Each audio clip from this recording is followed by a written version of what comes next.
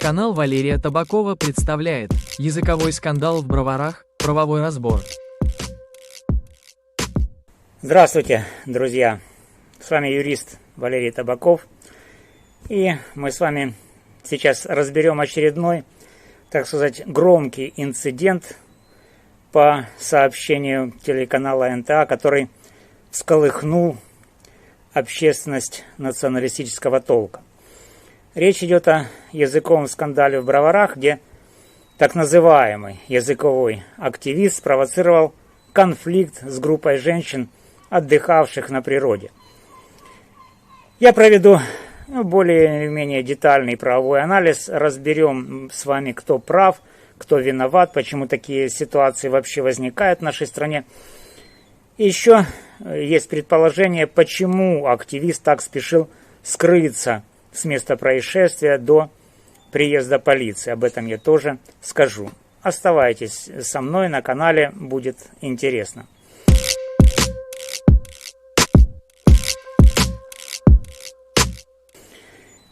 Итак, что произошло?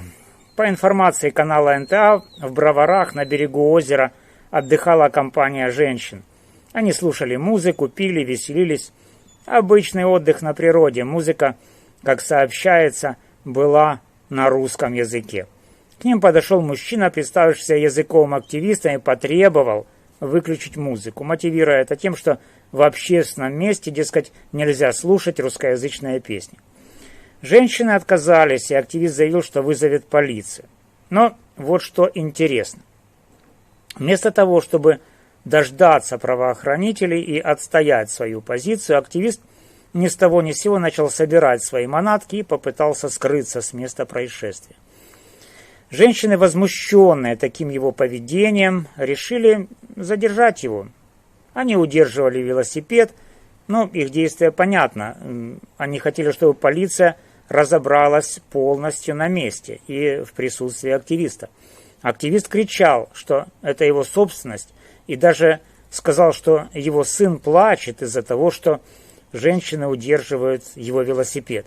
Когда приехала полиция, друзья, она просто порекомендовала женщинам не обращать внимания на активиста и отпустила всех по домам. Никаких протоколов, никаких штрафов, никаких правонарушений зафиксировано не было.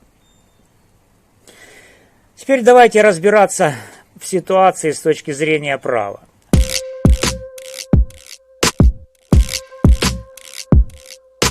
В чем суть конфликта? Активист утверждал, что в общественном месте нельзя слушать музыку на русском языке. Но если в украинском законодательстве такая норма, давайте разберемся. Закон о языке. Согласно закону Украины об обеспечении функционирования украинского языка как государственного, украинский язык является обязательным в публичной сфере, в органах власти, СМИ, образования, но этот закон не регулирует частное использование языков гражданами. Если вы с друзьями на пикнике слушаете музыку на русском, английском или любом другом языке, это ваше личное дело. Закон этого не запрещает. Есть еще закон номер 2310 от 2022 года, который запрещает публичное исполнение музыки, произведенной в государстве-агрессоре, то есть в России. Но даже здесь есть нюансы. Во-первых, запрет касается публичной трансляции, например, в кафе или на радио, а не частного прослушивания. Во-вторых, не вся русскоязычная музыка – это российская музыка. Русскоязычные песни могут быть украинскими, их прослушивание вообще не подпадает ни под какой запрет. Таким образом, женщины, слушавшие музыку на своем устройстве, на пикнике, закон не нарушали. Теперь про общественное место. Активист ссылался на то, что берег озера, где прослушивалась музыка женщинами, это общественное место. Да, берег озера – это общественное место. Но что это значит? В общественных местах запрещено нарушать порядок, например, справлять нужду, заниматься сексом или шуметь сверх допустимых норм. Но Где в законе сказано, что нельзя слушать музыку на определенном языке? Это просто абсурд. Статья 24 Конституции Украины гарантирует равенство граждан независимо от языка. Попытка запретить русскоязычную музыку в общественном месте – это нарушение конституционных прав. И не только в Броварах. Во Львове в том числе. Вышли на берег озера, включили музычку на русском языке. Никакого нарушения в этом, друзья, нет. Теперь о действиях женщин. Они удерживали велосипед активиста, чтобы помешать ему уйти. С точки зрения права это могло быть расценено как вмешательство в право на свободу передвижения, статья 33 Конституции, или даже как посягательство на чужую собственность, статья 289 Гражданского кодекса. Но полиция не составляла протоколы, это понятно. Конфликт был бытовым, без серьезных последствий. Женщины просто хотели, чтобы полиция разобралась на месте, в присутствии активиста. И их действия можно понять. Теперь о реакции полиции. Полиция, на удивление, поступила правильно, не фиксируя правонарушений. Согласно статье 255 КоАП, протоколы составляются только при наличии состава правонарушения.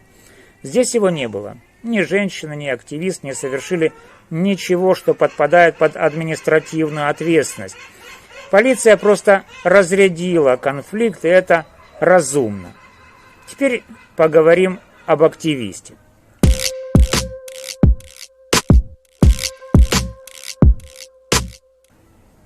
Его поведение вызывает много вопросов. Почему он, вместо того, чтобы дождаться полиции и доказать свою правоту, начал спешно собираться и убегать? Это выглядит как попытка избежать ответственности или контакта с правоохранителями. Я хочу высказать предположение, которое сейчас активно обсуждается в обществе. Мы знаем, что в Украине идет мобилизация. Многие мужчины, подлежащие призыву, стараются избегать ситуации, где правоохранители могут проверить их документы. Возможно, наш активист понял, что вызов полиции обернется для него не только разбирательством по музыке, но и проверкой его статуса в контексте мобилизации. Если он уклоняется от призыва, это могло быть причиной его паники и желания скрыться. Конечно, это лишь предположение, но оно может объяснить его странное поведение. Даже если отбросить мобилизацию, действия активиста не выдерживают критики. Он спровоцировал конфликт, не имея на то правовых оснований. Вместо диалога он начал угрожать полиции, а потом сбежал, оставив женщин разбираться с ситуацией. Это не активизм, это провокация. Настоящий активист отстаивает свои убеждения открыто, а не убегает при первом намеке на разбирательство. Более того, его требование выключить музыку – это попытка навязать свои взгляды другим гражданам. Это не только правовой нонсенс, но и нарушение принципов свободы. Почему кто-то должен диктовать кому-то, какую музыку слушать на пикнике? Это что, возвращение к тоталитаризму?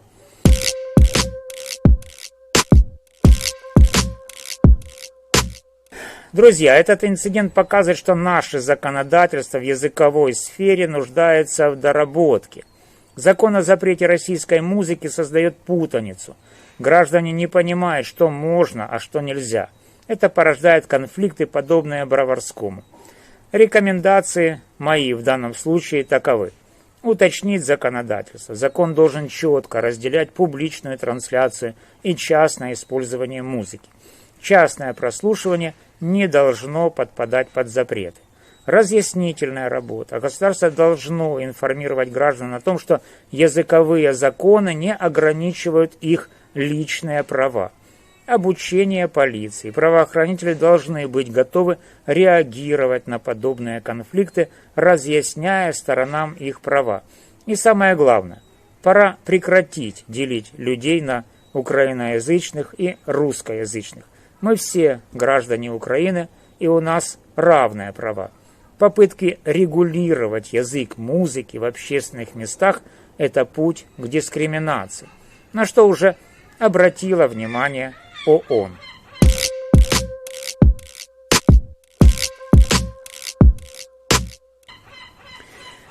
Друзья, случай в Броварах – это не просто бытовой конфликт, это симптом глубокой проблемы непонимания границ закона и свободы. Активист, провоцировавший конфликт, не только ошибся с точки зрения закона, но и показал, как личные убеждения могут перерастать в агрессию. Его попытка скрыться, возможно, связана с мобилизацией, но это лишь подчеркивает слабость его позиции. Призываю всех, друзья, уважайте друг друга, не поддавайтесь на провокации, знайте свои права. Если вам понравился этот разбор, ставьте лайк, подписывайтесь на канал и делитесь своими мыслями в комментариях. С вами был юрист Валерий Табаков. До новых встреч!